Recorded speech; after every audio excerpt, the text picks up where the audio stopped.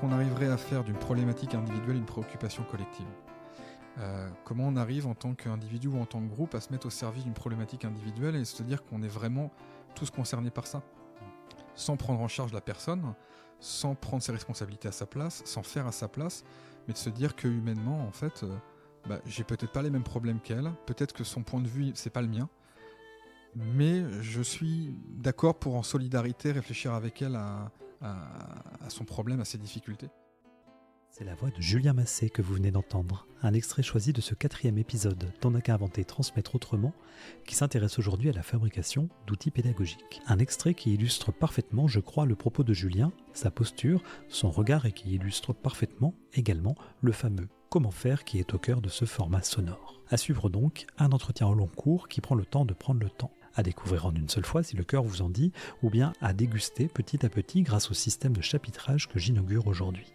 Je n'en dis pas beaucoup plus car Julien va se présenter à vous, quelques secondes cependant pour souligner le plaisir de retrouver On n'a qu'à inventer, transmettre autrement après quelques mois de pause et surtout le plaisir de vous donner à entendre et à découvrir l'univers de Julien Massé, que je suis ravi d'accueillir au micro de Parole et compagnie. J'ai beaucoup aimé le moment de l'enregistrement de cet épisode au tout début de l'été 2024, tout autant que j'ai apprécié d'en faire le montage en redécouvrant tout ce que nous avons abordé. Je vous embarque pendant 1 heure pour découvrir Julien, son parcours, ses inspirations, les outils qu'il invente et ce qui l'anime au plus profond. Bonne écoute et bonne rencontre.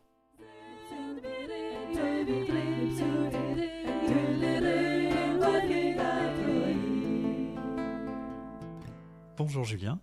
Bonjour Vincent. Merci d'avoir accepté l'invitation à venir au micro de Parole et compagnie et dont on n'a qu'à inventer, transmettre autrement. Est-ce que je peux te laisser te présenter à nos amis auditeurs et auditrices pour comprendre qui tu es ? Ok, c'est toujours un peu compliqué parce que tu m'as parlé un peu de présenter mon parcours et je ne sais pas trop par quel bout prendre l'affaire. On va dire dans les éléments principaux, moi je suis ancien éducateur spécialisé, formé ensuite à des méthodes de théâtre institutionnel, formé à des pratiques théâtrales, comédien. Et aujourd'hui, comédien intervenant principalement dans le secteur médico-social et socio-éducatif auprès de professionnels et puis de personnes accompagnées. Et également en centre de formation, pareil dans les métiers du social, on va dire. Voilà. Qu'est-ce que je dois dire sur moi ? Que j'utilise des méthodes principalement d'éducation populaire et que j'ai l'habitude d'hybrider un peu, même si le terme n'est pas très joli, ce genre de méthode avec d'autres méthodes que je croise à droite et à gauche. Et en particulier avec Albin Wagner, que je salue là, un collègue avec qui on a monté un dispositif d'exploration des pratiques professionnelles, en utilisant notamment la systémique des interactions que lui maîtrise bien plus que moi. Voilà. Est-ce que cette présentation te semble suffisamment complète ? Non, elle sera jamais suffisamment complète, mais j'ai peur que si vraiment je voulais la faire plus complète, ça prenne trop de temps. Et puis je suis pas sûr que en dire plus serait plus intéressant. Peut-être la suite le sera davantage. Oui, on a toute l'émission justement pour aller sur des points spécifiques. Je t'ai proposé un déroulé approximatif de ce à quoi pourrait ressembler l'émission. Donc en effet, commencer par un temps de présentation et puis ensuite, dans quelques minutes, aller sur une présentation de ton métier de manière, ou de tes métiers. On pourrait parler de métier au pluriel, de manière un peu plus concrète. Et puis aussi parler des outils que tu développes, que tu as développés déjà et que tu continues à développer. Notamment, nous parlerons de la cartographie du sens partagé, des conférences populaires et du cercle d'exploration qui ont attiré mon attention. Et c'est aussi pour ça que j'ai souhaité t'inviter au micro d'On n'a qu'à inventer, transmettre autrement. Cette émission est vraiment consacrée à la question de cette transmission. Qu'est-ce qu'on transmet ? Pourquoi est-ce qu'on transmet ? Et puis aussi, et surtout, comment est-ce qu'on transmet ? Et ce qui m'intéresse en fil rouge, alors c'est une manière de prévenir entre guillemets les auditeurs auditrices que en fil rouge, ils et elles vont entendre ce comment, plutôt en mode processus qu'en mode résultat. Et je crois que c'est assez intéressant de comprendre directement ou indirectement comment est-ce que tu te saisis de tout ça. J'espère que je suis clair. Oui. Ça fait 1 an qu'on n'a qu'à inventer, transmettre autrement était en pause, donc je suis ravi de recommencer. Il faut que je me remette en jambe. Donc je vais faire au mieux. Dans ton parcours que tu viens de présenter de manière très succincte, est-ce qu'il y a des moments clés qui semblent spécialement éclairants pour comprendre ce que tu fais aujourd'hui et comment tu le fais ?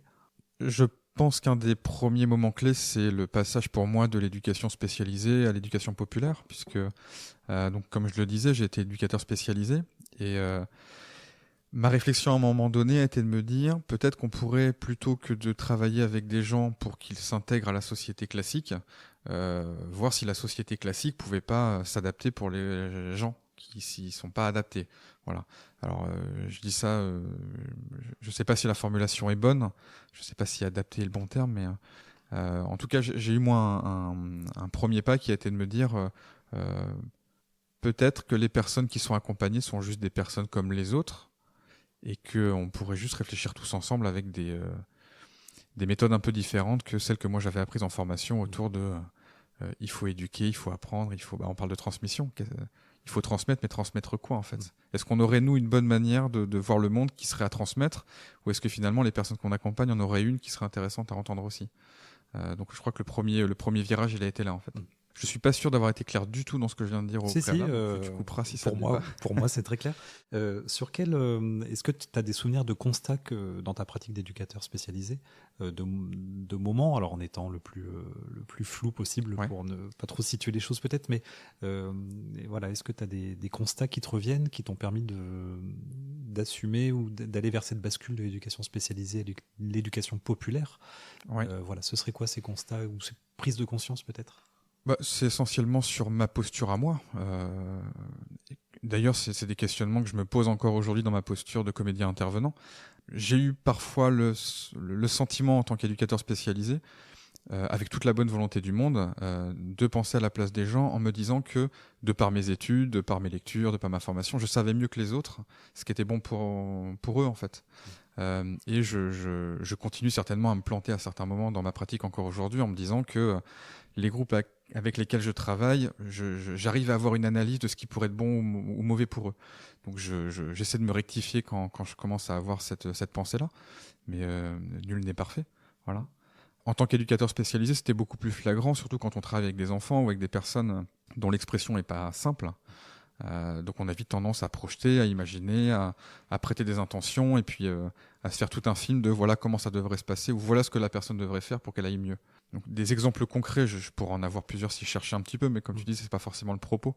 L'idée, c'est vraiment plutôt cette posture, cette idée de posture de à quel moment on se dit que peut-être en fait chacun a le droit d'avoir sa propre vision du monde et que l'enjeu il n'est pas de chercher si la mienne ou la sienne est la meilleure, mais si jamais on les additionne, qu'on les mutualise, qu'on les partage, est-ce que ça nous donne une compréhension globale un peu plus intéressante ou un peu plus, élargie, et donc une compréhension plus, pas meilleure, mais je sais pas, je trouve pas le terme là. Équitable ou inclusive ou peut-être un truc comme ça. Ouais. Plus universel, je sais pas si c'est. En tout cas, voilà, élargir un peu les horizons et pas rester sur son quant à soi de j'ai une vision du monde, elle est unique et elle est la meilleure. Ouais. Voilà. Et dès ta formation d'éducateur spécialisé, tu avais déjà ce type de réflexion ou est-ce que c'est venu vraiment par l'expérience sur le terrain? Est-ce que c'est quelque chose qui t'a toujours agité, cette notion plutôt systémique plutôt qu'un l'individu? Non, je crois que je suis rentré comme beaucoup d'étudiants en me disant que j'allais aider les autres. Voilà. Moi qui maintenant interviens pour le coup dans des formations de futurs professionnels, c'est ce que je vois, des gens avec une grande envie d'aller aider, d'accompagner, voilà. Et je suis arrivé comme beaucoup d'étudiants avec la même envie de dire je vais aider et accompagner des personnes qui n'arrivent pas à s'en sortir toutes seules, qui sont pas capables, qui voilà. Et non, mes réflexions sont venues par la pratique en réalité, au contact des personnes. Alors ça a dû commencer à émerger en formation, mais plutôt pendant les stages, on va dire. Donc c'est pour ça que mes méthodes aussi sont beaucoup sur des articulations pratique-théorie, parce que c'est en se côtoyant finalement que, pour moi en tout cas, qu'on peut vraiment réfléchir, qu'on peut vraiment entendre l'autre et essayer de construire avec lui. La théorie, c'est un appui, mais c'est dans la rencontre de l'autre que ça se passe. Comment elle s'est faite cette bascule? À quel moment est-ce que tu te souviens d'un moment clé? Alors, je suis très moment clé ce matin, mais d'un moment où tu t'es dit bah non, c'est sûr, je quitte mon métier d'éduc spé pour aller travailler autrement, intervenir autrement. Est-ce qu'il y a eu un déclic particulier? Est-ce que ça a été une réflexion sur le long terme? Alors, ce qui s'est passé, c'est que moi, je faisais déjà du théâtre à côté. Donc, en étant éducateur spécialisé, je commençais à faire du théâtre et à me professionnaliser. Et pendant une période, j'ai réussi à faire les deux. Et puis, je me suis formé au théâtre institutionnel avec Arc-en-Ciel Théâtre, le réseau national Arc-en-Ciel Théâtre. Et donc, j'ai commencé à avoir des interventions et en avoir beaucoup. Et à un moment donné, la question s'est simplement posée du temps, en fait. Est-ce que j'ai le temps de tout faire ? Et le constat était que non. Et donc, il a fallu faire un choix. Donc, on va dire que le choix s'est imposé, et c'était pas un déclic en me disant de manière très héroïque, je quitte mon travail d'éduc et je saute dans le vide. Non, non, j'avais déjà à côté des pistes d'intervention. Et donc, ça a été plutôt facile pour moi, on va dire, de quitter mon métier, que j'ai pas vraiment quitté, en fait. Que je me rends compte que dans mes interventions aujourd'hui, tout ce que j'ai pu vivre et apprendre en tant qu'éducateur spécialisé me sert, et je le réinvestis d'une autre manière, en fait. Ouais. Ouais. Donc le moment clé, ça va être ça, on va dire. C'est un moment donné où les plusieurs pratiques de métier coïncident et qu'il faut faire un choix, parce que le temps n'est pas extensible à l'infini. Ouais. Oui, donc ça a été plus une histoire de temps et d'énergie, de mieux canaliser l'énergie et de la mettre au bon endroit, oui, finalement, c'est ça, que sur une base purement éthique ou. J'ai toujours fait mon travail d'éducateur spécialisé avec le cœur. J'ai jamais eu le sentiment, en fait, d'être vraiment contraint de faire des choses qui me plaisaient pas. Mais je sentais que ça aurait pu arriver. Et j'ai eu la chance d'avoir les opportunités pour, à un moment donné, basculer d'un endroit à un autre, sans jamais avoir à subir des contraintes extérieures qui me feraient faire des choses que j'ai pas envie de faire. Okay. Voilà. Donc j'ai eu cette chance-là. Et si j'avais pas eu les opportunités à côté, je sais pas si je serais encore éducateur spécialisé aujourd'hui, et je sais pas quelle serait ma pratique et comment serait ma posture. Donc ça, je peux pas en présumer. Mais voilà. Ça répond en partie à la question. Ça répond en grande partie à la question. Est-ce que tu peux nous parler de ton parcours de comédien ? Je trouve ça intéressant parce que c'est un endroit de grande créativité, l'endroit de la scène. Comment ça s'est présenté à toi ? Comment est-ce que ça a commencé ? Et puis tu as parlé de Arc-en-Ciel, du réseau Arc-en-Ciel Théâtre. Oui. Tu peux nous parler de ce parcours scénique ? Ok. Alors moi j'ai commencé pour le coup le théâtre d'improvisation pendant ma formation d'éducateur spécialisé avec l'association angevine Les Zygomatiques à l'époque, et puis au fil du temps, d'année après année, un petit groupe de cette association-là s'est détaché, dont je faisais partie, et on s'est professionnalisé. Donc moi je me suis formé en tant que comédien vraiment, on va dire, de manière empirique, par la pratique, encore une fois. J'ai fait quelques formations à droite à gauche, mais sans conservatoire et sans grandes écoles. Et tout de suite, en ayant cette envie de faire des spectacles avec le public, donc d'où l'improvisation, et création, je crois, en 2013, avec mon collègue Ludovic Serru, de la compagnie T-Rex, donc compagnie de théâtre de rue, avec des propositions régulières pour le public, enfin voilà, différentes formes. Mais guidé par l'enthousiasme, en fait, je crois que ça va être ça le mot clé. J'ai l'impression que, en tout cas, je me raconte ça, que les choix que j'ai faits dans la vie, c'est des choix qui sont guidés par l'enthousiasme, par l'envie d'aller explorer quelque chose et de faire quelque chose. Donc, envie de faire du théâtre, envie de jouer avec des copains, envie d'aller jouer avec un public, et puis envie de mêler à un moment donné la pratique théâtrale et ce que j'avais vu moi en formation, l'accompagnement des personnes ou des groupes. Et donc, je me dirige vers Arc-en-Ciel Théâtre. Donc Arc-en-Ciel Théâtre, réseau national d'éducation populaire, avec pour méthode principale à l'époque le théâtre forum, et je me forme donc auprès de mes collègues et avec mes collègues, et je le fais encore aujourd'hui, même si je suis un peu plus éloigné, que j'y reviens. Enfin, voilà. Je continue à avoir des liens avec mes collègues du réseau, et pour réfléchir à la pratique et pour réfléchir à la place qu'on a, nous, comédiens intervenants, dans ce qui se joue dans notre société. Enfin, si je le dis vite. Et voilà, pareil, Arc-en-Ciel Théâtre, ça a été l'enthousiasme de partager des manières de faire avec d'autres comédiens intervenants, sans dogmatisme, sans se dire justement il faut faire cette technique-là comme ça, de telle manière, mais comment on défend davantage comment dire ça ? J'ai l'impression qu'il y a des mots qu'on ne peut plus utiliser. Dès qu'on parle de projet, moi ça devient compliqué pour moi, mais c'est quoi l'énergie qui nous anime ? C'est quoi le feu, pour reprendre les mots de mon collègue Bruno? C'est quoi le feu duquel je brûle, que j'ai envie de partager avec les gens qui sont autour de moi? Comment on s'embarque dans une réflexion, une recherche collective, on va dire? Et après, la méthode, oui, on s'appuie dessus, mais c'est pas ça le principal, j'ai envie de dire aujourd'hui, en tout cas pour moi. Et puis pour mes collègues, je pense que c'est pareil. On tient à nos méthodes parce qu'on sait pourquoi on les pratique, mais derrière, il y a une envie, il y a autre chose. Voilà. Et c'est pour ça que je pourrais en parler plus tard, mais je fais aussi aujourd'hui, par exemple, des ateliers de travail du bois sans outils électriques qui n'ont rien à voir avec le théâtre institutionnel Et à la fois, je pense que l'envie et la manière dont je conduis mes ateliers est très similaire à certains endroits à ce que je peux faire quand j'accompagne des groupes, en fait, et quand je travaille avec des groupes. Voilà. Est-ce que tu peux définir à ta manière l'éducation populaire, ce que c'est que l'éducation populaire? Parce que peut-être que les auditeurs auditrices ont une vision un peu floue de ce que ça pourrait être. Ouais. Et je trouve que c'est intéressant dans les temps qui sont les nôtres en ce moment.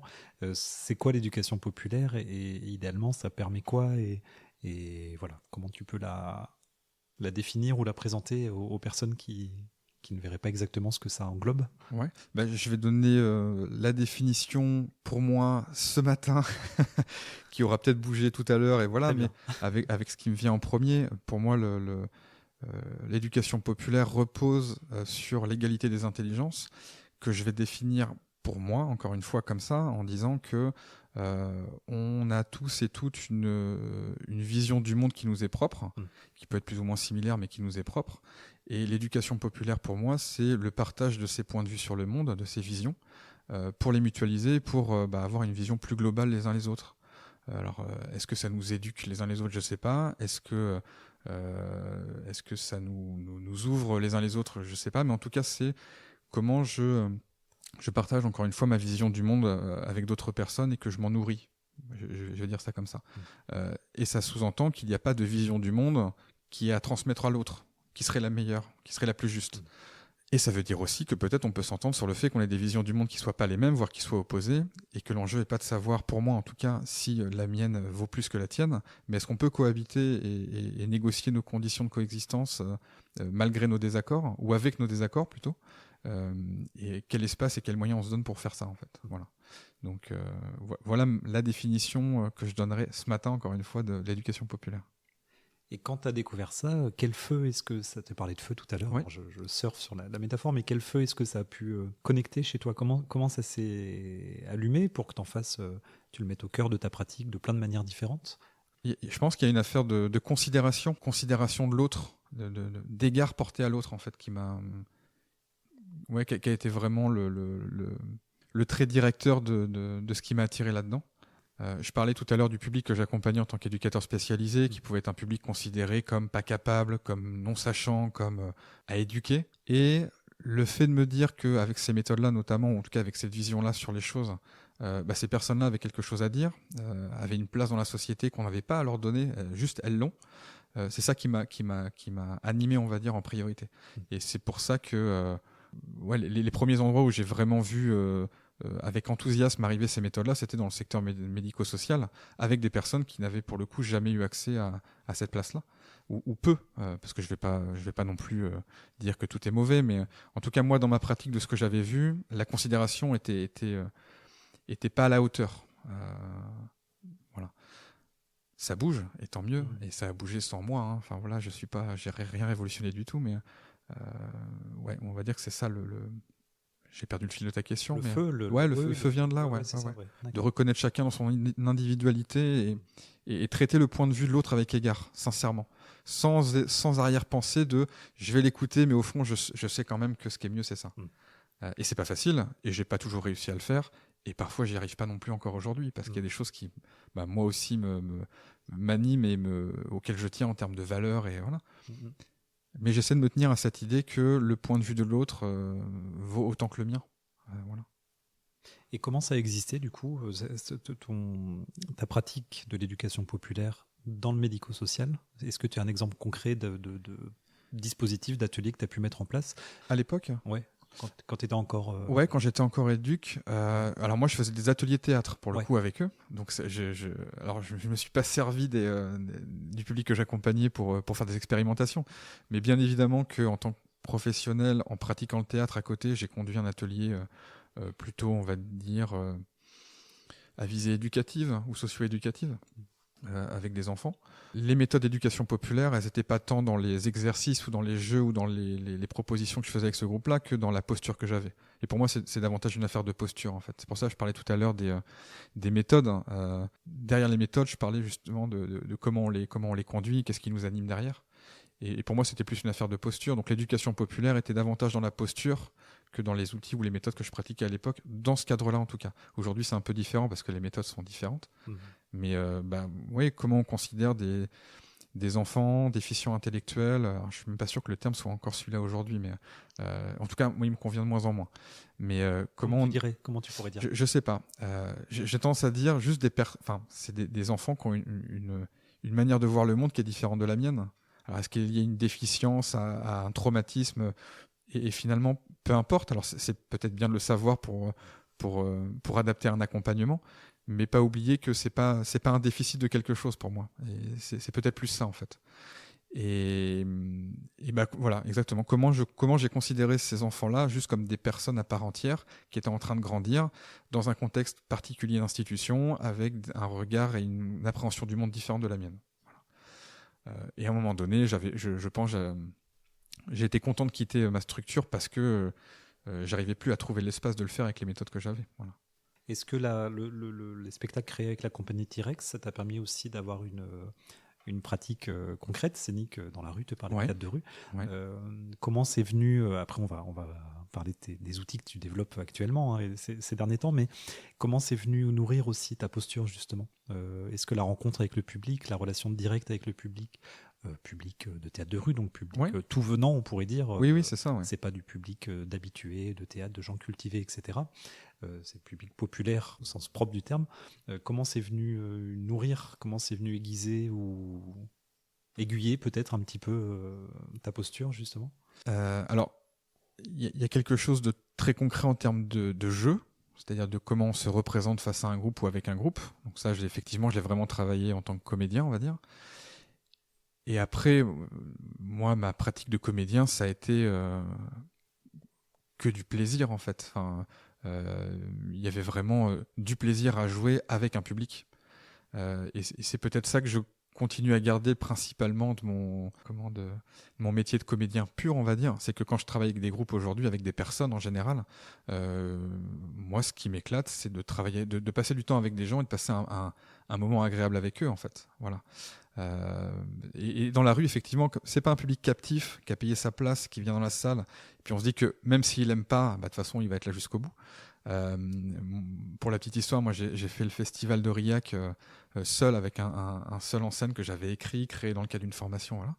La première représentation, ça a été une grosse claque parce que je me suis planté, parce que j'étais pas sincère et que j'avais tellement envie de plaire au public et de lui montrer des choses que en fait, ça accrochait pas. Et la deuxième représentation, j'y suis allé vraiment en me disant bah, je vais m'amuser et prendre du plaisir avec les gens, et ça a fonctionné. Alors ça fait peut-être un petit peu, je sais pas, histoire magique, j'en sais rien, mais je garde ça. J'essaye de garder. Alors, est-ce que c'est de l'authenticité ou de la congruence, pour reprendre des termes un peu de mon passé d'éducateur spécialisé, mais ouais, j'essaie d'être vraiment sincère quand je travaille avec des gens, et c'est ce que je garde de mon passage dans le théâtre de rue, d'être sincère dans mes propositions sur scène. Voilà. Et je pense que je le suis, autant que je peux. Voilà. En tout cas, j'essaye. Au moment où tu es. Au moment où je suis. Comme tout à l'heure, la définition de l'éducation populaire, t'as dit, c'est intéressant. Aujourd'hui, là, ce matin, je vais le nommer de cette façon-là. Ouais, parce que j'ai malgré tout aussi, je pense que le podcast, je le partagerai à beaucoup de personnes avec lesquelles je travaille aujourd'hui, où j'ai travaillé, avec qui j'ai eu beaucoup de discussions sur ce qu'était l'éducation populaire, sur ce qu'est notre métier, sur ma manière de voir les choses. Et je crois que si je suis tout à fait honnête, je garde au fond de moi une petite appréhension de pas décevoir les gens, tu vois, en disant merde, j'aurais peut-être pu dire un truc qui ils vont se dire mais pourquoi il parle de ça. Donc je suis assez honnête avec moi-même, je pense, pour me dire que j'ai peut-être un besoin de reconnaissance par certains de mes pairs, en fait. Donc c'est ça qui peut mettre un peu la pression et m'amener à mettre autant de précautions aussi. Et puis parce que sincèrement, j'essaye en tout cas d'être suffisamment ouvert pour me permettre de bouger et puis de changer d'avis. Voilà, c'est ce qui m'amène dans la vie à avoir un parcours qui n'est pas tout tracé et d'accepter ce qui vient. Le bon comme le moins bon, l'agréable comme le moins agréable. Je pense sur certains points être parfaitement en accord avec mon éthique personnelle, et puis à certains moments, je me rends compte que j'y suis pas forcément. Bah, je l'accepte. Alors ça veut pas dire que je me dis tant pis, mais je me dis bah ça fait aussi partie de moi. Voilà, donc je vais pas m'obliger à me transformer en quelque chose que je suis pas pour mieux correspondre à mon éthique, mais de me dire qu'est-ce que ça raconte de moi et qu'est-ce que j'en fais. Voilà. Et peut-être que la transmission, la plus juste, c'est aussi d'avoir cette posture d'humilité. Je ne sais pas si on peut parler d'humilité, mais de reconnaître aussi sa vulnérabilité, ou aussi qu'on n'est pas. Alors, j'ai écrit sur mon petit cahier dans lequel je prends des notes pendant que tu causes, différencier la posture du personnage. Moi j'ai pu rencontrer dans mon parcours, mon cursus, des intervenants, des théâtreux qui sont dans un personnage, presque une espèce de posture de personne grandiloquente, enfin voilà, et qui sont un peu enfermés dans un personnage social et un personnage de formateur.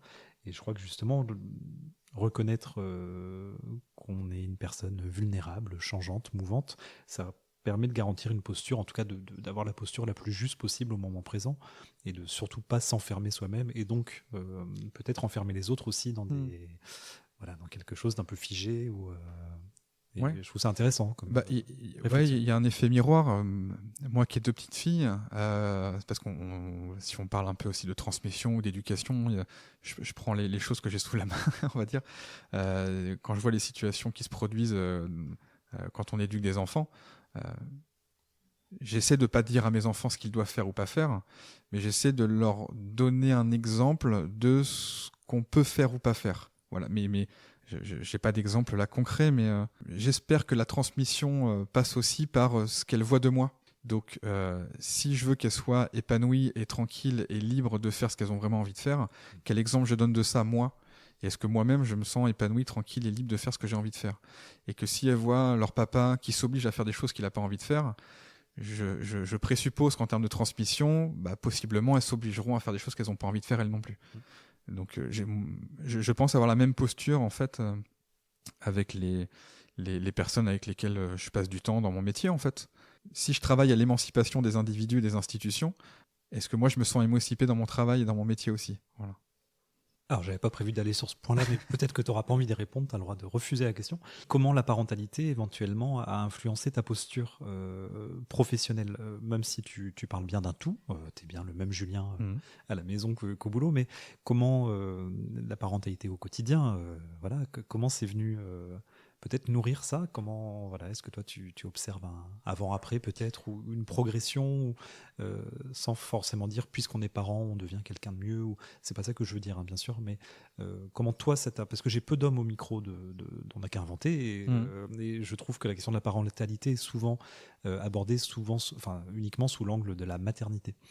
Et les femmes ont souvent, je veux pas du tout réduire, hein, bien sûr, ou être trop généraliste, mais la facilité à parler de l'influence du fait de devenir maman sur leur vie en général, sur leur vie professionnelle. Donc je me saisis de l'occasion un papa au micro. Comment, c'est très long comme question, mais quelle influence peut-être ça a pu ou ça peut encore avoir comme tu disais, ça s'entremêle, c'est-à-dire que je pense aussi bien que l'éducation que j'ai envers mes filles, alors, je sais même pas si c'est de l'éducation, ici c'est de l'éducation que j'ai envers mes filles est nourrie par ce que je vis moi dans mon quotidien professionnel et inversement. Tu parlais d'humilité tout à l'heure et sans que ce soit justement un moment clé ou quelque chose de radical ou un changement évident, mais je crois qu'il y a cette affaire-là de me dire regarder avec humilité des enfants grandir qui, je pense, pourraient grandir sans moi. C'est-à-dire que mes filles n'ont pas besoin de moi pour grandir. Simplement d'être à mon contact, elles vont grandir ou poser un regard sur le monde qui va forcément être un peu différent. Et ça m'amène simplement, moi, juste à un peu plus d'humilité. Et aussi avec les gens avec lesquels je travaille. Les gens n'ont pas besoin de moi, en fait. Les gens sont capables d'avoir un point de vue sur le monde, sont capables de se poser des questions, sont capables d'essayer des choses, de changer, de bouger ou pas, et d'assumer les conséquences ou pas, de prendre leurs responsabilités ou pas. Et c'est juste de me dire quelle est ma place dans cette affaire-là. Et je suis pas là pour leur dire que c'est bien ou c'est pas bien, je suis pas là pour être un juge.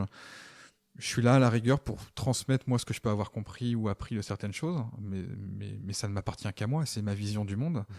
Alors peut-être la différence quand même avec les enfants, c'est à certains endroits peut-être il y a quand même besoin de protéger, surtout pour les plus jeunes, voilà, sur des prises de risques qui pourraient être trop importantes. Et à la fois prendre des risques, ça fait partie de la vie, et c'est comme ça qu'on apprend aussi. Je parlais tout à l'heure du travail du bois. Moi j'ai fait une formation en Lettonie de charpente traditionnelle et sans outils électriques, parce que ça me tient à cœur aussi de travailler avec sans le bruit des machines en fait. Et parmi alors c'était pas des formateurs, je sais plus comment ils s'appelaient, c'était un terme en anglais, de maîtres, je crois, un peu comme des maîtres d'arts martiaux. Et il nous expliquait qu'on allait apprendre à la fois de leurs erreurs à eux, puisqu'en fait ils ont appris de leurs erreurs, mais que c'était important d'apprendre de nos propres erreurs à nous. Et je garde ça globalement. C'est bien d'avoir des gens sur lesquels on peut se reposer pour qu'ils nous partagent leur savoir, leurs connaissances, là où ils se sont plantés. Et à la fois, on apprend différemment de ses propres erreurs aussi, et ça passe pour le coup par des prises de risques. Donc, même si c'est pas toujours facile, comment on accepte que ces enfants, parce qu'on parlait des enfants, prennent des risques aussi ? Est-ce qu'on peut les mesurer ? Et comment, quand on est professionnel, on accepte que les personnes qu'on accompagne prennent des risques aussi ? Parce qu'on va les accompagner aussi éventuellement. Mais pour moi, empêcher des personnes de prendre des risques, ce que j'ai pu voir à certains endroits, hein, puis encore une fois, l'enfer est pavé de bonnes intentions, mais empêcher des personnes de prendre des risques pour leur bien, c'est aussi les priver d'une certaine liberté et puis d'une certaine source d'apprentissage autre que simplement celle de celui qui sait parce qu'il l'a vu en formation et qu'il l'a appris, quoi. Voilà. Ouais, c'est intéressant. Et pour conclure cette première partie où vraiment je pense qu'on a appris à te connaître, moi aussi, hein, j'apprends à te connaître à travers tout ce que tu viens de partager. Ce que je vais retenir de cette première partie d'émission, c'est la nuance entre transmission et éducation. Et je trouve ça hyper intéressant de l'amener, cette nuance, sans que ce soit très arrêté et dire l'un ne va pas et l'autre est formidable. Mais je trouve ça hyper important. Et tu as dit tout à l'heure, ne pas se rendre indispensable en tant que professionnel. Voilà, les gens n'ont pas besoin de moi, mais malgré tout, tu es professionnel et tu interviens. Et habile transition. Justement, quand tu interviens, tu fais quoi ? En gros, on arrive au segment de l'émission, on parle de ton métier. C'est quoi ton métier ou tes métiers ? Tu fais quoi ? Tu le fais, et puis on va aller sur comment tu le fais. Donc on va peut-être partir un peu large. Tu fais quoi ? Dans quel type d'endroit, est-ce que tu travailles ? Quel est ton statut ? Parce que c'est aussi des questions qui sont importantes, je crois, pour les auditeurs auditrices. C'est inspirant de se dire qu'on peut travailler en tant qu'indépendant, ou enfin de différentes manières en tout cas. Cumuler plusieurs statuts, et puis petit à petit, en entonnoir, aller sur qu'est-ce que tu proposes très concrètement. Donc je renomme, pour faire du teasing toujours aux auditeurs-auditrices, la cartographie du sens partagé, les conférences populaires et le cercle d'exploration notamment. Je reprends la question tout simplement. Ton métier, tes métiers, c'est quoi ? Alors, mes métiers. Je suis donc comédien intervenant et c'est à ce titre que j'interviens principalement dans des institutions du secteur médico-social et sanitaire et en centre de formation, principalement sur Angers, avec la RIFT notamment, et un peu aussi avec la Haute École de Travail Social à Genève, avec lesquels on a publié un ouvrage avec mon collègue Alma Wagner dont je parlais sur l'exploration des pratiques professionnelles. Donc ça, c'est pour la partie intervention secteur médico-social. Je suis comédien intervenant plus largement, c'est-à-dire que potentiellement, moi, je travaille avec tout type de public, même si, aujourd'hui, il faut faire des choix. On parlait de temps et de choix, donc je fais le choix d'aller vers un secteur que je connais peut-être un petit peu mieux aussi. Alors, certains collègues me diront que ce serait bien que je retourne voir d'autres publics pour pas justement me transformer en un spécialiste qui aurait les réponses. Et je pense qu'ils ont tout à fait raison. Mais pour l'instant, j'ai pas l'énergie de retourner vers ça. Et puis, à côté de ça, parmi mes métiers, je suis constructeur. Je fabrique des objets ou jusqu'à des cabanes d'habitation en bois, voilà. Mais ça, c'est sans être anecdotique, c'est pas l'énergie. Enfin, je mets pas mon énergie là pour le moment en priorité. Et après, je sais pas, est-ce que je pourrais nommer ça comme intervenant spécialisé ? C'est un terme que j'ai utilisé, mais qui à la fois parle bien de ce que je fais et puis en même temps est pas très joli. Mais comme je disais, je peux accompagner des groupes sur justement la découverte des outils à main dans le travail du bois. Vraiment sur l'idée de simplement pratiquer ça. Je dis ça très vite parce que c'est pas mon activité, encore une fois, la plus présente. En termes de statut, moi j'ai été longtemps intermittent du spectacle. J'ai été ensuite salarié du réseau Arc-en-Ciel Théâtre. Et aujourd'hui, je suis auto-entrepreneur. On va dire ça comme ça, voilà. Mais ça pourrait bouger, je m'arrête pas pour l'instant. C'est le statut que j'ai trouvé qui me permet le plus facilement de faire mon métier. Mais je suis pas attaché à un statut, en fait. C'est pas un projet d'avoir tel ou tel statut. L'idée, c'est par quel moyen je fais mon métier le plus facilement possible. Voilà. On en vient aux méthodes, c'est ça ? Ouais. J'essaie de suivre un peu le fil. Toi-même les transitions, c'est parfait. Tu commençais par la cartographie du sens partagé. C'est aujourd'hui une des méthodes que je pratique quasiment à chaque fois avec un nouveau groupe. Alors, parmi les groupes, je travaille principalement avec des équipes sur le terrain et des personnes en formation. Les équipes, ça va être en lieu et place de l'analyse des pratiques professionnelles, alors que j'appelle volontairement moi exploration des pratiques professionnelles. Je vais pas trop détailler ça parce qu'on a Je parlais du bouquin qu'on a sorti, il y a pas mal de réponses dedans, et puis peut-être je reviendrai sur la notion d'exploration un peu plus tard. Mais je me permets de te couper juste, est-ce que tu peux situer ce que c'est que l'analyse des pratiques professionnelles, quand même, pour l'auditeur ou l'auditrice qui peut-être ne connaît pas? Ouais. Comme je l'ai compris moi, l'analyse des pratiques professionnelles, c'est un espace-temps dans une institution où les professionnels se retrouvent pour repenser leur manière de faire leur métier. Voilà, réfléchir un peu à leur pratique. Pour l'avoir éprouvé moi en tant que professionnel pour le coup, et puis pour l'avoir vu ailleurs, c'est assez souvent conduit par des... alors je connais pas tous les métiers, encore une fois, j'ai pas envie de faire de grandes généralités, mais en tout cas, moi, je sais que j'ai fait beaucoup d'analyses professionnelles conduites par des psychologues, par des personnes qui vont avoir un regard un peu clinique aussi sur les situations. Et le dispositif qu'on a créé, nous, avec Albin Wagner, justement, il y a 15 ans, repose, lui, sur l'articulation pratique-théorie, ce que moi, j'avais pas, par exemple, quand je faisais de l'analyse des pratiques. Donc, un mélange entre le théâtre institutionnel et l'approche systémique. Voilà. Ou pour le dire vite, les situations, on les évoque et on les joue. Et on est dans de la mise en situation pour se parler de la matière de manière concrète. Là où l'analyse des pratiques professionnelles classiquement menées, se passe dans une salle de réunion, autour d'une table de réunion, où chacune des professionnels présentes est amené à prendre la parole sur une situation, et il y a une élaboration par l'intervenant ou l'intervenante. Ça peut être collectif, mais effectivement, on est beaucoup sur à table, discussion, des choses qu'on a déjà par ailleurs beaucoup en institution, dans le cadre de réunions, de synthèse, voilà. Donc l'idée, c'était de changer aussi un peu de médias. Et pour moi, c'est pas une opposition, c'est-à-dire que l'analyse des pratiques n'est ni mieux ni moins bien que ce que je fais, c'est juste différent. Et je pense qu'en tant que professionnel, ça peut être intéressant d'avoir par période des manières de faire et de pratiquer et de réfléchir ensemble un peu différentes. Et d'ailleurs, moi, l'exploration des pratiques, quand je fais ça dans une institution, c'est toujours sur une année renouvelable, et généralement au bout de 5 à 7 ans maximum. Moi, je quitte l'institution parce que je pense que c'est important d'aller se nourrir par une autre manière d'accompagner le groupe aussi. Quand tu parles d'institution, tu as quelques exemples sans nommer le lieu forcément, mais quel type d'institution est-ce que tu... Dernièrement, ça va être des instituts médico-éducatifs, des foyers d'accueil médicalisés, des foyers de vie, des SAMSA, donc j'ai plus la dénomination de l'acronyme, mais c'est de l'accompagnement de personnes plutôt au domicile. Ça va être des équipes d'assistance de service social, ça va être des équipes de prévention, c'est assez vaste. Donc c'est très large. Ouais, c'est assez vaste. Et ça peut être aussi bien, alors là je parle beaucoup de milieux où il y a de l'éducatif, mais ça peut être aussi avec des aides-soignants ou des aides médico-psychologiques qui sont des AES maintenant, je crois, des infirmiers, donc aussi avec des professionnels du secteur plutôt sanitaire, on va dire. Donc c'est assez vaste. Si je visualise bien, c'est des dizaines et des dizaines de professionnels que tu rencontres. Oui. À échéance régulière. Est-ce que ce serait tous les mois, tous les 3 mois Alors généralement, c'est la périodicité idéale, c'est toutes les 6 semaines. D'accord. Parce que moins d'un mois, on n'a pas le temps d'expérimenter entre chaque intervention, et plus de 2 mois, on perd le fil de notre recherche. Okay. Donc là, c'est de manière très empirique qu'on a observé ça. Généralement, un atelier toutes les 6 semaines, c'est intéressant, et c'est des interventions qui durent 2 à 3 heures pour qu'on ait le temps aussi d'élaborer, de rechercher. D'accord. Et de repartir avec des propositions qu'on se fait à soi ou à ses collègues par rapport à ce qu'on a vu pendant l'atelier. Est-ce qu'on essaye de faire différemment ou est-ce qu'on essaye de mettre en place des choses d'ici la prochaine fois? Et puis on s'en reparle. Donc il y a vraiment cette idée d'opérationnalité aussi. Donc c'est la direction de l'institution qui fait appel à toi? Ouais, alors de manière très concrète, souvent c'est la direction qui fait appel à moi. Et moi, je ne commence jamais un travail sans avoir rencontré l'équipe. Pour me présenter, pour discuter avec eux et pour être sûr qu'ils sont partie prenante aussi. Je ne vais pas m'imposer à une équipe et j'ai besoin de savoir en fait ce qu'on va faire ensemble. Et c'est pour ça que je dis généralement aux professionnels aussi qu'on s'arrête quand ils pensent que c'est plus pertinent. Donc oui, souvent c'est dans ce sens-là que ça se passe. Beaucoup seraient tentés juste de valider une commande d'une direction en disant ok, super, on signe pour 1 an et puis je viens et puis adhésion ou non de l'équipe, bon gré mal gré, je ferai l'intervention parce que, voilà, c'est mal formulé ce que je raconte, mais je trouve ça intéressant de se mettre entre les mains des professionnels que tu vas accompagner et de leur finalement donner le pouvoir, je ne sais pas si c'est le bon mot, mais en tout cas la possibilité de ne pas adhérer ou la liberté de ne pas être prêt peut-être aussi pour ce type d'intervention. Parfois le confort d'une table et de chaise est plus confortable peut-être, mais aussi sécurisant pour X raisons.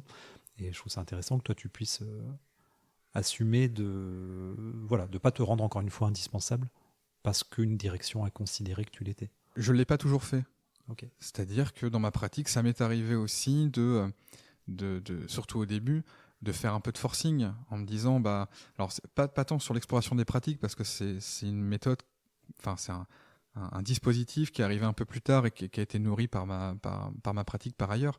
Mais j'ai des souvenirs, moi, de travailler notamment en lycée ou en collège avec un public captif, c'est-à-dire qu'on travaillait sur la notion de la prévention alcool ou la conduite à risque et compagnie. Et ça m'est arrivé d'aller chercher un peu les gens dans le public pour qu'ils interviennent en forçant un petit peu. Alors de manière habile, il y a un peu de manipulation là-dedans, mais en me disant qu'il fallait quand même que ça marche.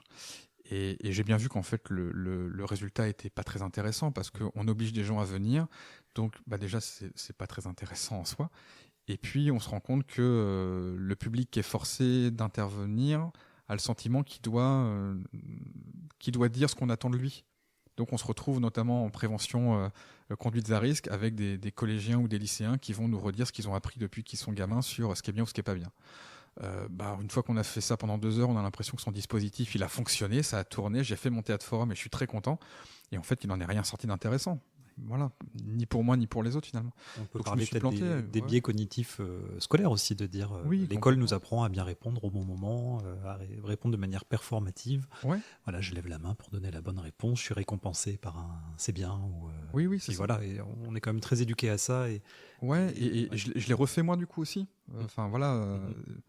Et encore une fois avec toute l'intention de bien faire en me disant je propose une méthode qui ouvre à la discussion, à l'échange, et en fait non, pas tant que ça finalement. Ouais. Alors c'était pas complètement inutile, hein, mais c'était pas à la hauteur de ce que j'aurais aimé faire à l'époque. Ouais. Donc je l'ai fait aussi. Donc ce que tu disais de être tenté pour signer quelque chose, il y a des enjeux aussi de vivre de son métier aussi. Donc des fois il y a des questions qui se posent.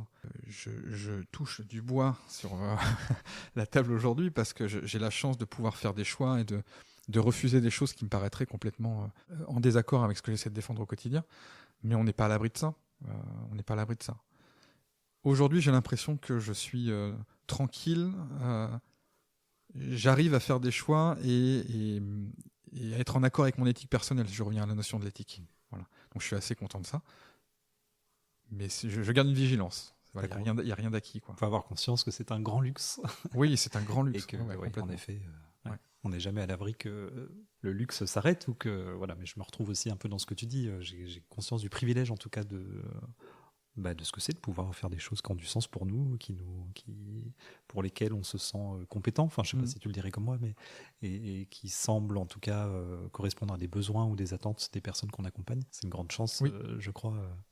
Oui. Et en même temps, j'insiste un peu là-dessus, puisque je crois qu'on a besoin dans nos métiers du secteur médico, socio, éducatif, d'avoir aussi des témoignages de personnes qui sont... tu parlais d'alignement tout à l'heure, mais alors aligné, on n'est jamais parfaitement aligné, bien sûr que non, mais en chemin vers un alignement, une congruence, la congruence...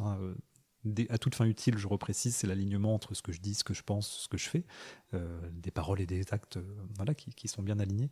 Et je trouve ça bien de se dire que peut-être ça peut aussi servir d'inspiration positive pour des personnes qui seraient actuellement en questionnement sur leur pratique professionnelle dans le secteur du médico-social, pour parler largement. Je zoome un petit peu là-dessus longuement, mais je trouve ça bien de se dire on peut atteindre, on peut en tout cas essayer, et voilà, quand c'est possible, c'est chouette de pouvoir le faire, tout en ayant conscience en effet que c'est un luxe. Oui. Je vois le temps passer, Julien. Tu as commencé à parler de la cartographie très concrètement. Qu'est-ce qui se passe avec cet outil-là ? Alors, qu'est-ce qui se passe ? On se répartit à des petites tables. On fait d'abord sa cartographie à soi, puis la cartographie à la table, et enfin une cartographie de l'ensemble du groupe. Donc la cartographie, c'est quoi ? C'est 4 grandes zones, on va dire. On va répertorier les valeurs qui sont essentielles pour nous. Alors souvent, c'est lié à un métier. Donc par exemple, dans notre travail au sein de telle structure, quelles sont les valeurs que je porte, avec lesquelles je fais mon métier ? Quelles sont les envies que j'ai dans cette équipe, dans ce service, dans cette institution ? Et puis en balance, donc ça représenterait un petit peu l'idéal. Voilà, les valeurs avec les envies, ce serait un peu l'idéal de l'exercice du métier.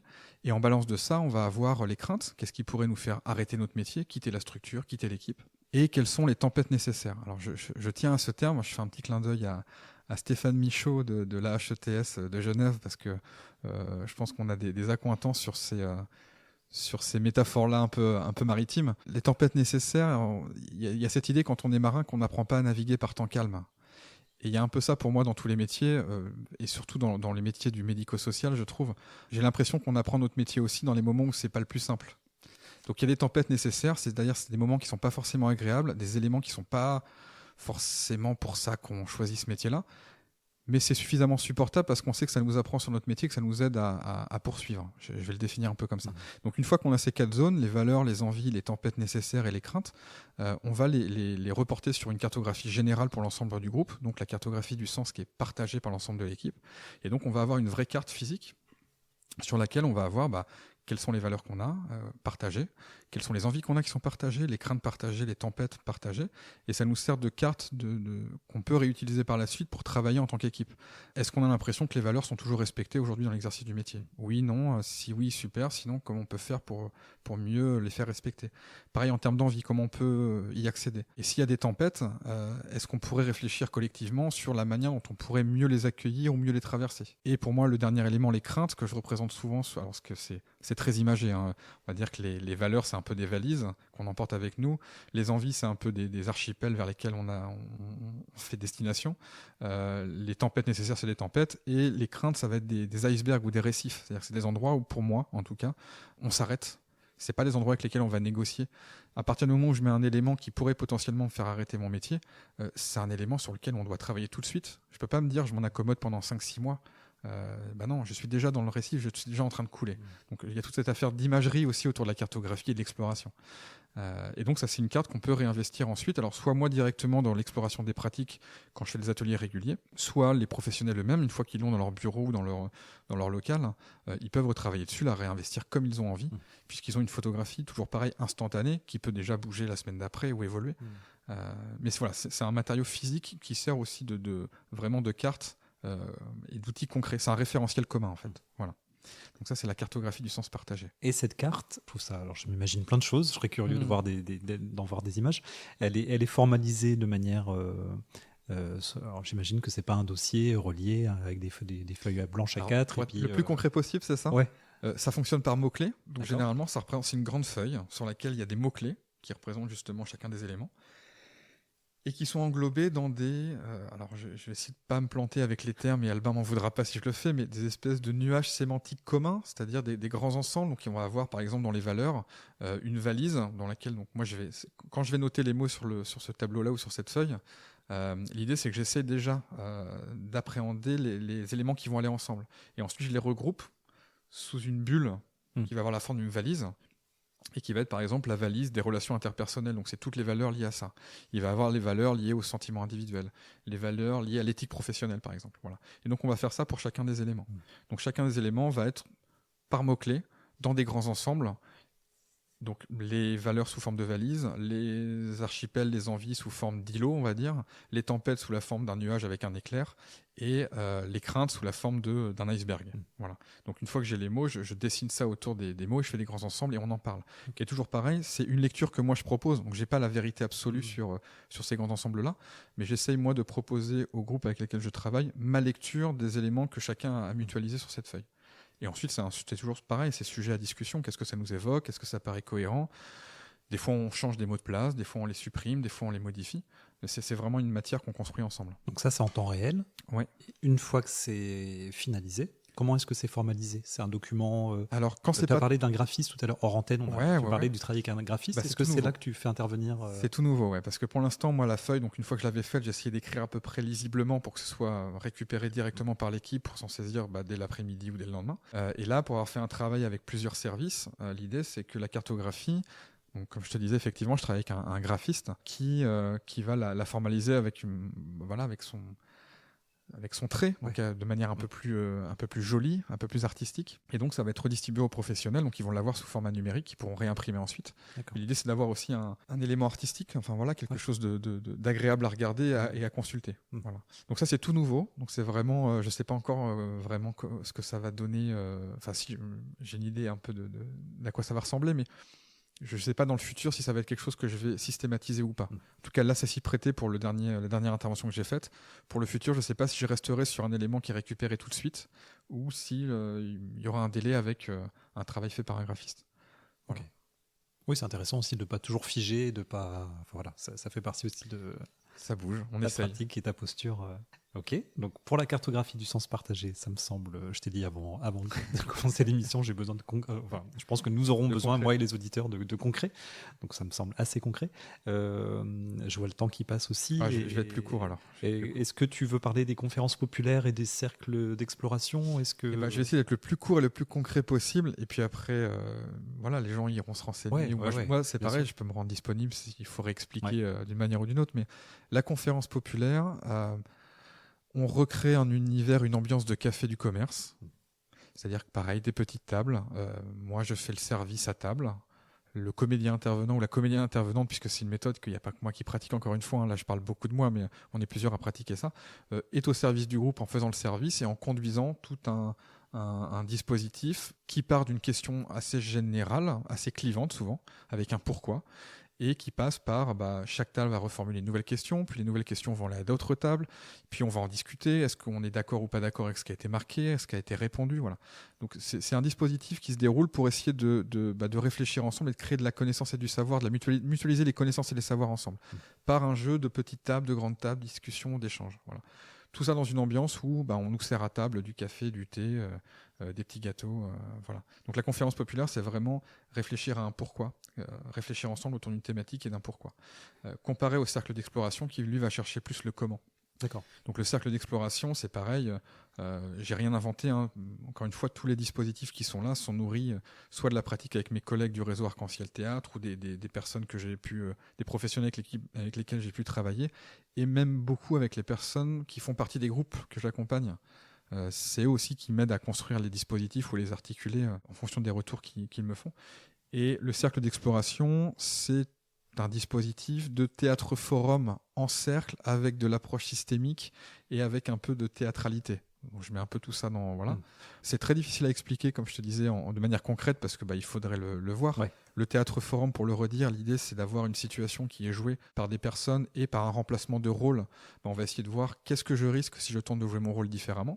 Donc là, c'est un peu c'est exactement le même principe. Donc pour les personnes qui ne connaîtraient pas, ça veut dire qu'une scénette se lance sur, j'ai l'exemple de violence conjugale, par exemple, sur une situation de violence conjugale, et l'intervenant peut arrêter la scénette. Voilà. Et un des comédiens, quelqu'un du public, remplace le ou la comédienne pour proposer une alternative. Ouais. Alors, bien même si je vais jusqu'au bout, nous, dans le réseau Arc-en-Ciel Théâtre, c'est très très peu des comédiens qui vont jouer la scène de départ. Souvent, c'est un travail qui est fait en amont avec des groupes qui vont eux-mêmes réfléchir aux situations qu'ils ont envie d'aborder.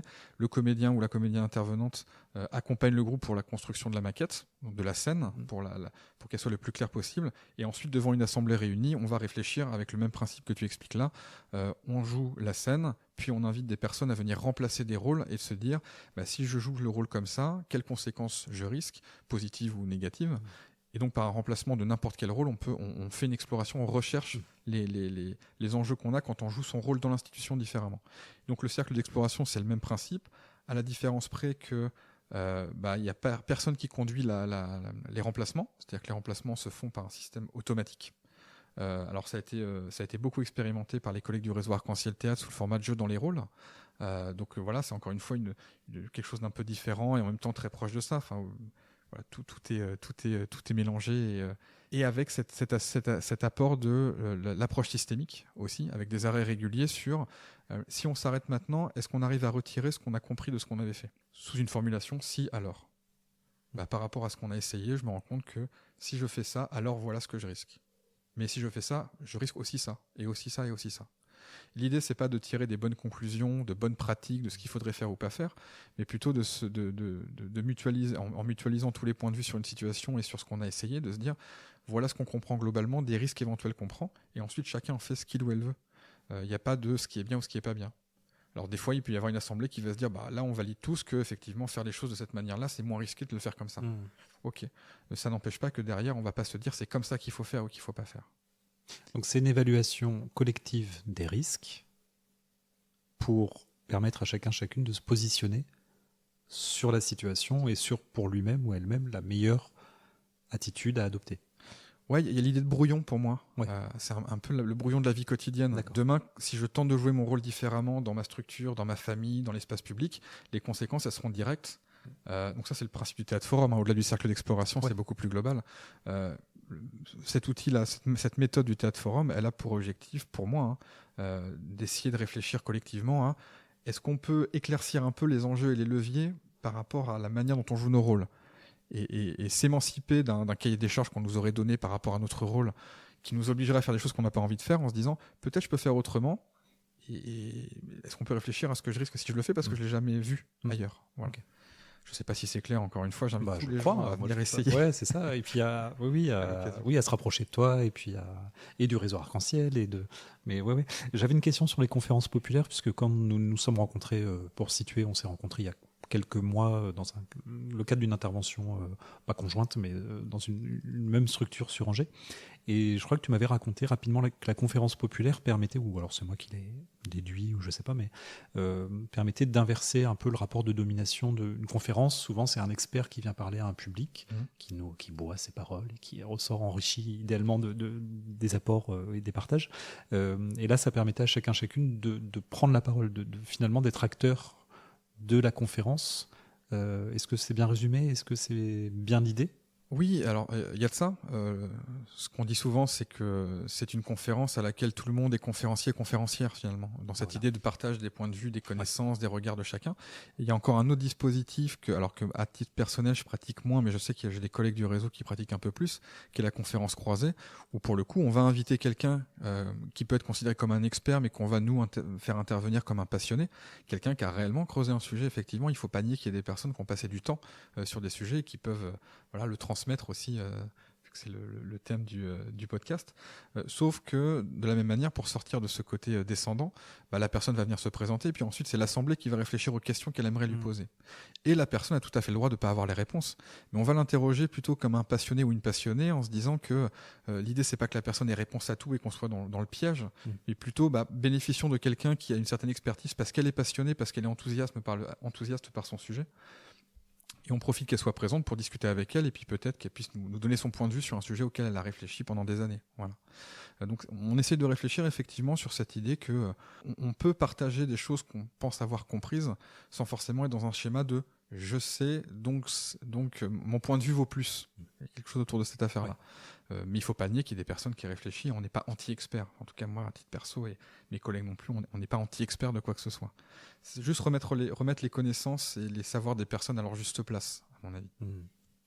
Oui, c'est intéressant. C'est pour ça que je parlais de rapport de domination, parce qu'on est aussi habitué à avoir un enseignant, une enseignante qui est au-dessus de nous, comme tu parles de pédagogie descendante, qui nous fait descendre, le savoir descend jusqu'à l'apprenant. La transmission se passe encore beaucoup comme ça, même si on est en 2024, même si les choses bougent, même si... Et moi, je rencontre beaucoup de gens dans ma pratique pro, notamment des adultes en reconversion pro, par exemple, qui ont 40, 50, un peu plus, et qui sont encore très abîmés et traumatisés par un vécu scolaire où ils ou elles disent qu'ils sont nuls parce que n'ont pas bien fonctionné à l'école, où ils l'ont quitté très tôt, où on sent vraiment un rapport de domination encore très très fort et très abîmant. Et je trouve ça intéressant de zoomer aussi un petit peu là-dessus et dire qu'en effet, sans exclure le sachant, donner la place à l'apprenant et le mettre au cœur du dispositif, ça a des effets souvent bien plus enrichissants et empouvoirants, je ne sais pas si on peut le dire comme ça, mais les gens réparent un petit peu aussi leur rapport à l'école, où ils ont été dominés par quelqu'un ils ont subi quelque chose de très, très autoritaire et finalement de très peu pédagogique. Alors oui, il y a eu des connaissances qui ont été transmises et acquises, mais qu'est-ce qu'on en retient finalement? Ce sera encore un autre sujet, je pense, à aborder. On arrive bientôt sur la fin de l'émission. J'avais 4 questions. Tu vas t'en débrouiller. Voilà, j'écris peu de questions, mais là, les questions ne sont pas très élaborées.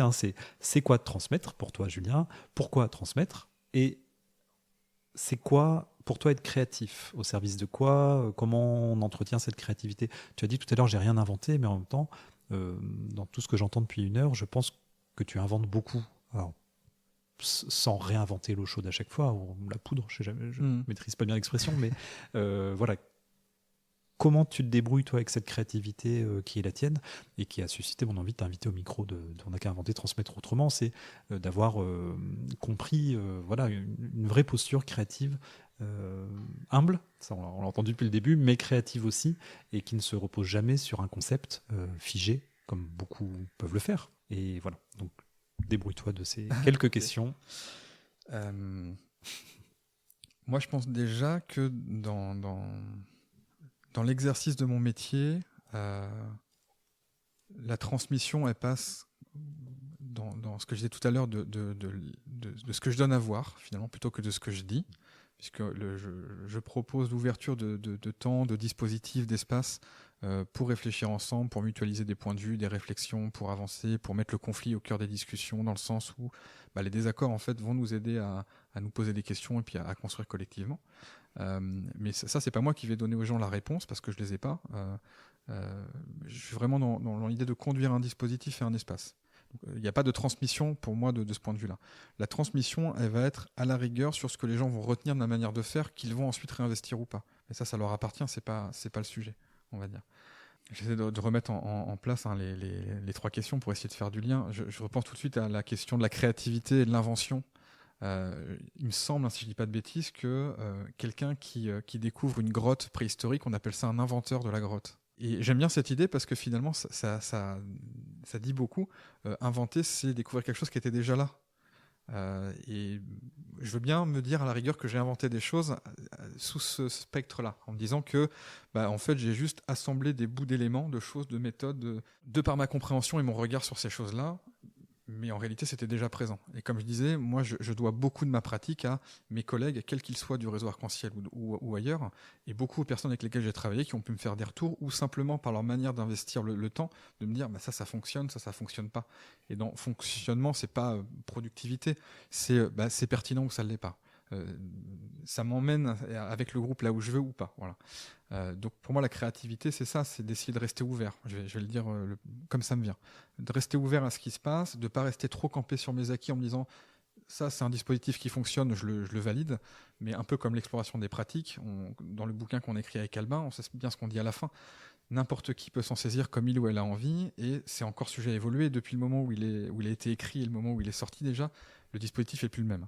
Donc je me laisse aussi cette liberté-là. Alors il y a des choses auxquelles je tiens, mais il y a des choses qui sont sujettes à mouvement. Peut-être le risque de la créativité, c'est ça, c'est qu'à un moment donné, on part trop dans essayer plein de choses et qu'on n'enracine pas assez. Ouais. C'est peut-être un écueil à éviter. La transmission, qu'est-ce que c'est Alors, il y a quelque chose de très technique, transmission d'informations, transmettre une compréhension à quelqu'un d'autre. Si on en revient à cette définition de l'éducation populaire que je donnais tout à l'heure, finalement, transmettre, ce serait rester ouvert les uns aux autres, au regard des uns et des autres, et s'en nourrir sans jugement, en se disant je peux être d'accord ou pas d'accord, mais à un moment donné, je peux pas nier qu'il y ait des personnes qui pensent ou qui voient les choses comme ça. Et en quoi ma vision des choses serait plus juste ou plus légitime. J'assemble librement, mais comme il y avait 3 questions à suivre, voilà.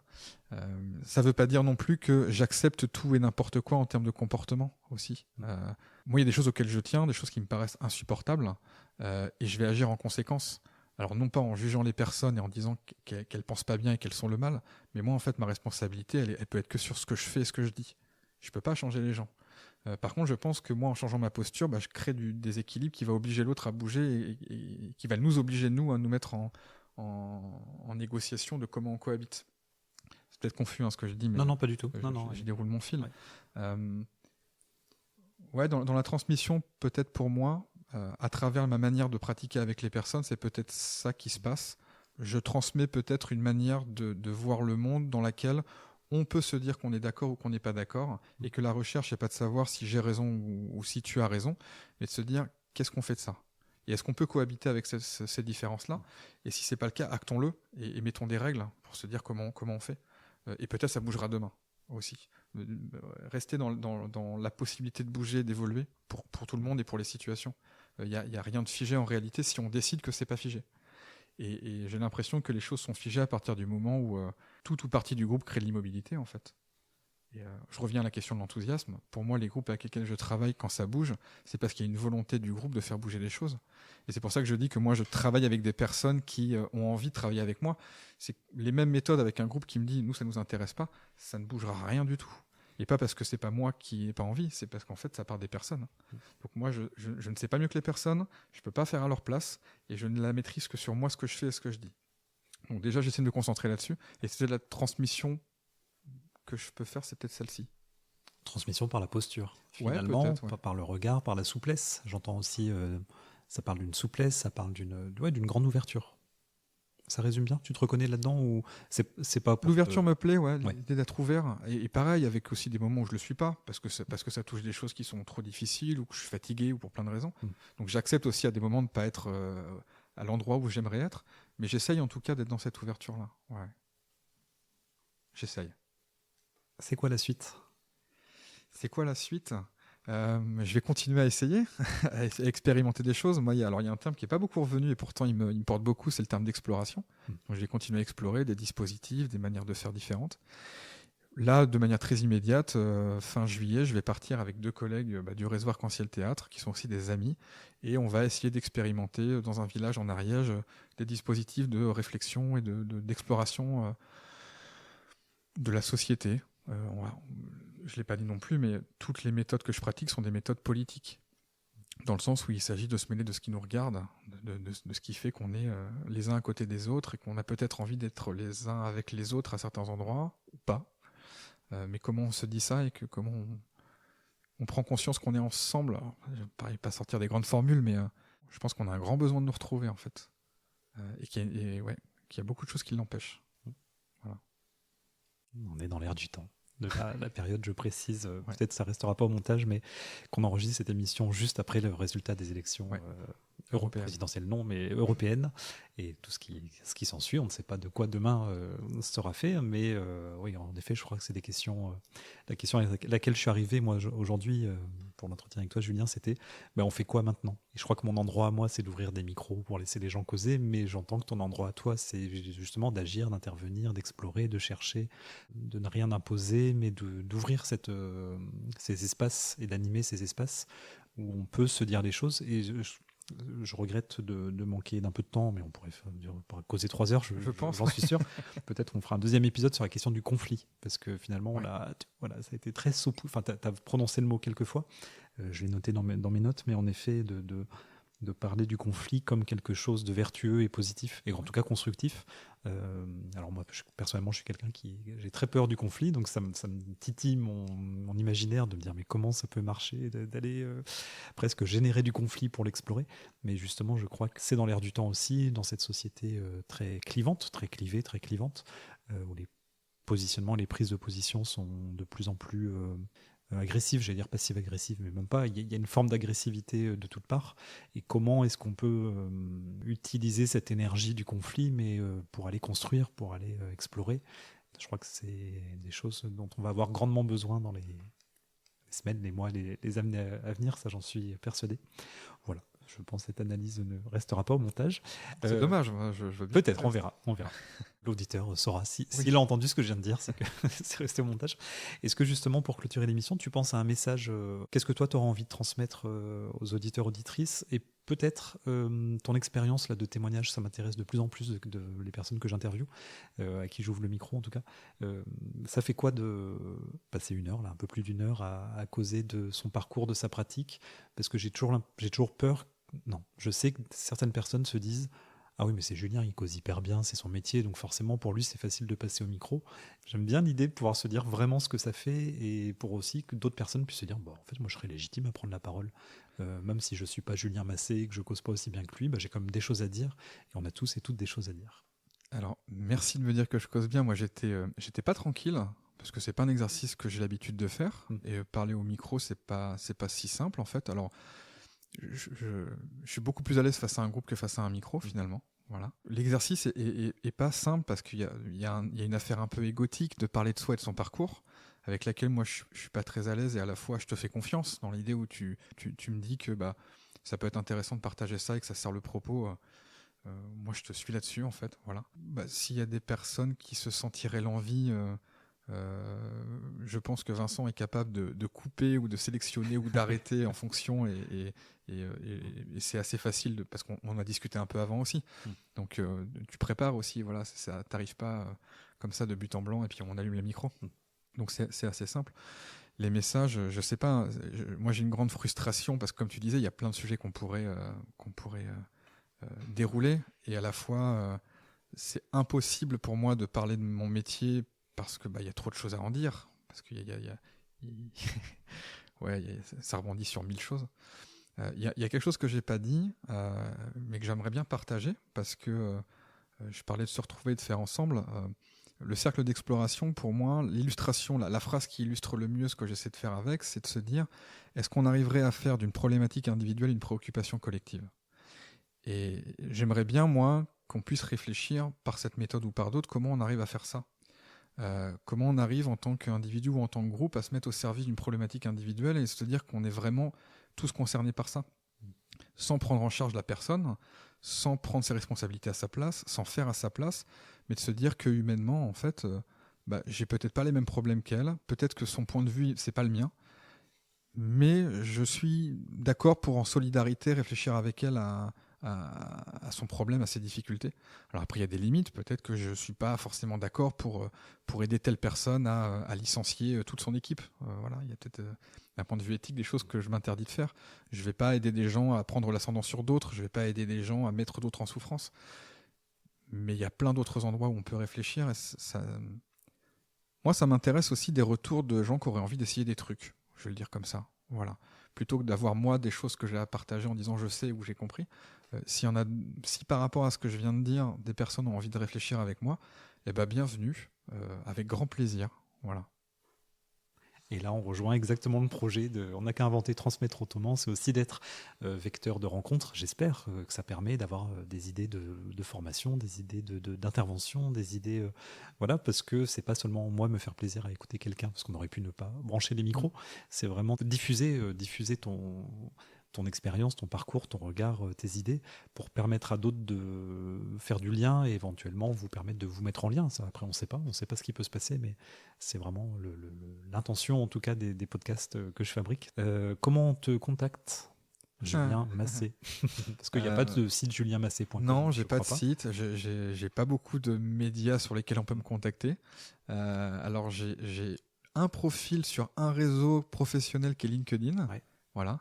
En dehors de ça, c'est mon numéro de téléphone et mon mail. Et généralement, ça fonctionne par le bouche à oreille. Ouais. Donc, soit tu as mon numéro, oui, voilà, mon mail. Les gens, je pense que ça se passe me comme contactent ça, éventuellement. Voilà. Et sinon, en effet, sur LinkedIn, voilà. Même sans être abonné, je pense qu'on peut avoir accès à des informations. Et puis après, il y a le réseau Arc-en-Ciel Théâtre qui a un site internet. Donc, pas hésiter à aller jeter un œil aussi sur le site. Et je pense que mes collègues, si vous me cherchez, trouveront les moyens de vous mettre en lien avec moi. Et puis sinon, c'est un réseau qui est national, donc il y a des structures un peu partout. Si ce que je viens de dire donne envie à des personnes qui ne sont pas dans la région angevine d'essayer des choses malgré tout, pas hésiter à contacter le réseau, ne serait-ce que pour en discuter. Voilà. Très bien. Merci beaucoup, Julien, d'être prêté au jeu. Merci à toi, Vincent, sincèrement. C'était très agréable de discuter avec toi, même si le micro, c'était pas toujours naturel, mais c'était très chouette. Tu as l'air de t'en être accommodé assez quand même facilement, et merci beaucoup. Je pense que les conversations au long cours, c'est aussi... Alors moi, je suis client en tant qu'auditeur de podcasts avec des conversations au long cours. C'est ce qu'on vient de faire. Alors au montage, peut-être qu'il restera un petit peu moins de temps, mais on a 1h20 à peu près d'enregistrement, et je pense que ça laisse du temps aussi, ça laisse la place à la réflexion. J'espère que tous nos échanges, et surtout ce que toi tu apportes, permettront aux auditeurs, auditrices d'avoir des espaces, d'ouvrir des espaces de réflexion, peut-être d'action, mais voilà, on est bien dans ce format. On n'a qu'à inventer, transmettre autrement, qui met en valeur celles et ceux qui font rimer créativité avec pédagogie. Et ça rime pas, mais c'est fait exprès. Merci beaucoup, Julien, et à très bientôt. Merci.